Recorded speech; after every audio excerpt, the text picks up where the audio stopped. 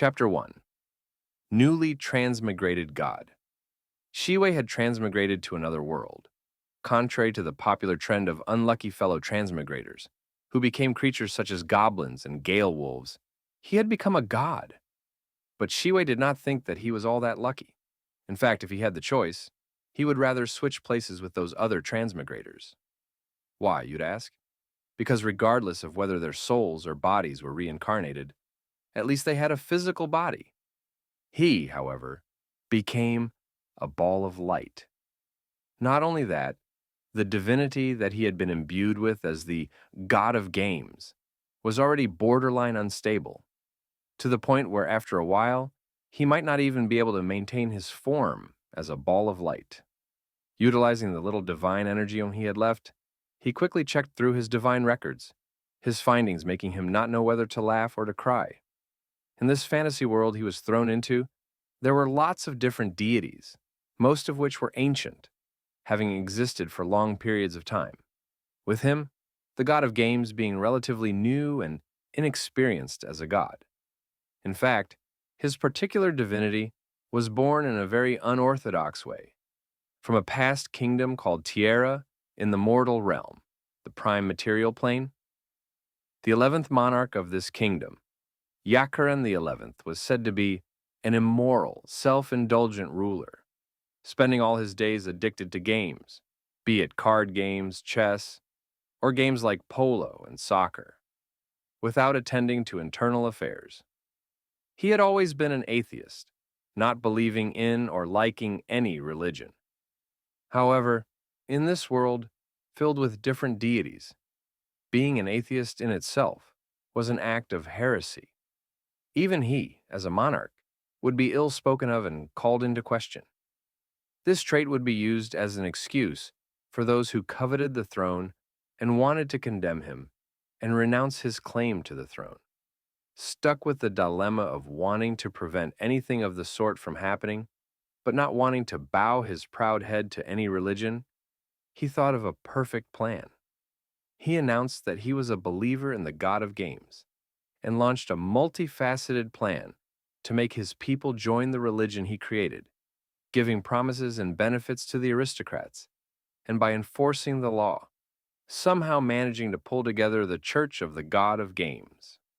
Soon after its creation, the religion rooted itself in Tierra, growing stronger in members as the days went by, to the point where more than half of the population of the kingdom became devout believers of the religion. As the number of believers increased, the combined devotion created a god which had never existed in the pantheon before, the god of games. However, games are addictive, and as the religion grew, more and more people became addicted to games, especially gambling, and did not do their roles in society, causing the originally strong Tierra to fall from glory. Yakaran couldn't even pass the throne to his son before the country was split and taken over by several small countries surrounding the borders of the kingdom. Having seen the entirety of the rise and fall of Tierra, the surrounding kingdoms all severely rejected and banned the Church of the God of Games, restricting all their citizens from joining the religion. The strong and thriving church fell and disbanded in the blink of an eye, most of its believers deserting the religion. Being a newly created deity, the original God of Games did not even get a chance to stabilize its divinity before the entire thing went south, causing its less than clear consciousness to dissipate, making way for a soul from Earth to take over its place. And now I have to deal with this mess? Shiwei sighed, feeling a headache coming, even though he did not even have a head in this state. My divinity isn't stable yet, and my divine energy is sparse and weak. This can't get any worse, can it? That being said, Shiwei did not rush to do anything, but instead tried his best to make heads or tails of the whole situation. First, he created a way to measure the amount of divine energy left, chalking it up to 10 points. As for why he did not set it as just 1 point, it was because he found that the divine energy he had left actually wasn't all that shabby. If he were to convert it all to raw energy and throw it at the mortal plane, it would probably be able to immediately disintegrate an army of 10,000, more or less the power of an atomic bomb. But if he wanted to stabilize his divinity, he would have to rack up at least 100 units of divine energy first. Now, he only had a few devout gamblers still believing in him, but the rate at which they generated divine energy was so underwhelming that he'd even believe it if they all converted to the church of the goddess of fortune, Lady Fortuna, at the tip of a hat. I can't let it go on like this. Shiwei carefully checked the abilities he currently had.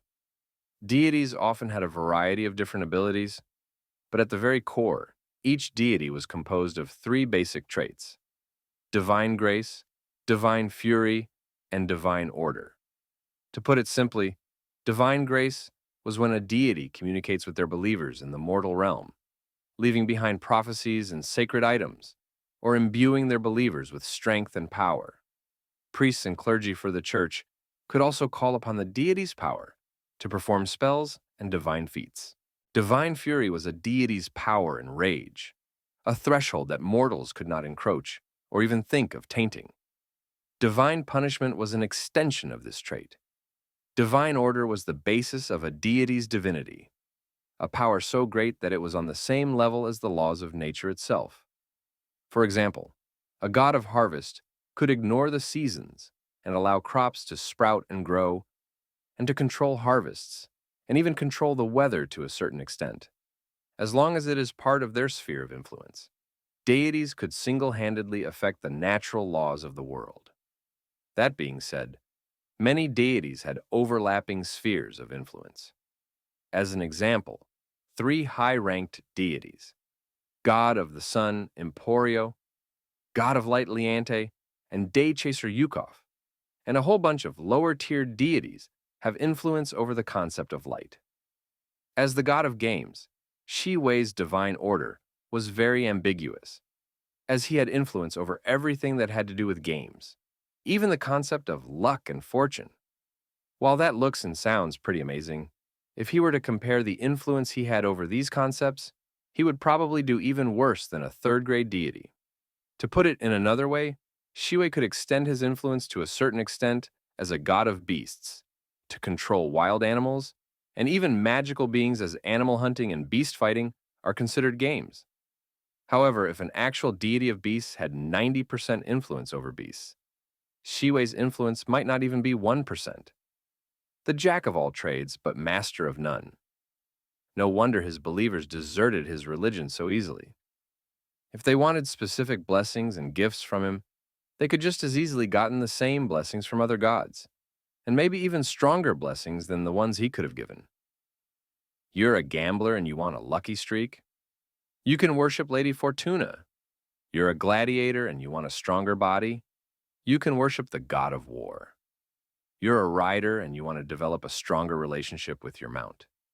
You can worship Beifeng. So why would you need a bicycle? One, maybe it's not as worthless as I thought. If it were a local deity facing the same mess he was, they'd probably only be able to close their eyes and wait for their inevitable dissipation. But Shiwei was different. As your standard stay-at-home otaku from Earth, the concept of games to him wasn't as simple as cards, mahjong, and coliseum fighting that they were used to in this world. Games are a crystallization of the efforts and innovation of generations of people, popularized by the internet and built from ground up, known as the ninth form of art. And as a pioneer of Earth into this unfamiliar new world, Shiwei decided to first build a system.